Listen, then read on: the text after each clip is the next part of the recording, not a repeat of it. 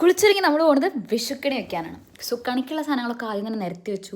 ഞാൻ വിചാരിച്ചു ഒരു ടൈം ലാപ്സ് ഒക്കെ ഇട്ട് വിഷുക്കണി ഒരുക്കുന്നത് ഇങ്ങനെ എടുത്ത് ലൈക്ക് വീഡിയോ ആക്കാനാണ്. സോ ആദ്യം ഉരുളി വന്നു, പിന്നീട് അരി വന്നു, പിന്നെ നമ്മുടെ മെയിൻ ആൾ വന്നു. വന്നില്ലേ, ഇപ്പോൾ വരും. എത്തിയില്ലോ. പിന്നെ ഞാൻ ടൈം ലാപ്സ് ഒക്കെ ഓണാക്കി കൊടുത്തപ്പോൾ അമ്മ അത് ഓണാക്കിയില്ല. അതിൻ്റെ വിഷമമാണ് നിങ്ങളെൻ്റെ മുഖത്ത് കാണുന്നത്. പിന്നെ വിചാരിച്ചു കുഴപ്പമില്ല. പിന്നെ ആദ്യം ഈ കൊന്നപ്പ് വെച്ച സമയത്ത് ഞാൻ ഈ യെല്ലോ ഉടക്കിനാണ് വെച്ചത്. പിന്നീട് എനിക്ക് തോന്നി അതങ്ങനെയല്ല. പിന്നെ അത് കറക്റ്റാക്കി വെച്ചപ്പോൾ ഉണ്ട് ഓടക്കുഴൽ എന്തോ യഥാസ്ഥാനത്തല്ല ഇരിക്കണേ. അപ്പം ഞാൻ ഈ ഇപ്പുറത്തെ കഴിയുമ്പോൾ ഞാൻ കണിക്കൊന്നൊരു ഡെക്കറേഷൻ വെച്ചപ്പോഴാണ് എനിക്കിങ്ങനെ ഇതിങ്ങനെയല്ലല്ലോ. പിന്നെ എത്ര വെച്ചിട്ട് ആ കുഴലങ്ങോട്ട് കൃഷ്ണൻ്റെ കയ്യിലങ്ങോട്ട് ഇരിക്കണില്ല.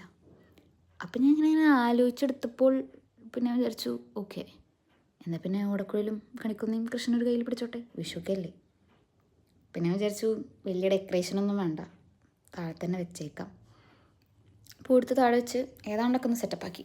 പിന്നെ എൻ്റെ മറ്റേ ടൈം ലാപ്സ് എടുക്കാത്തതിൻ്റെ വിഷമമില്ലേ, അത് തീർക്കാനായിട്ട് ഞാൻ പൂ കെട്ടുന്നതും വെക്കുന്നതെല്ലാം ഒരു ടൈം ലാപ്സ് അങ്ങ് പഠിച്ചു.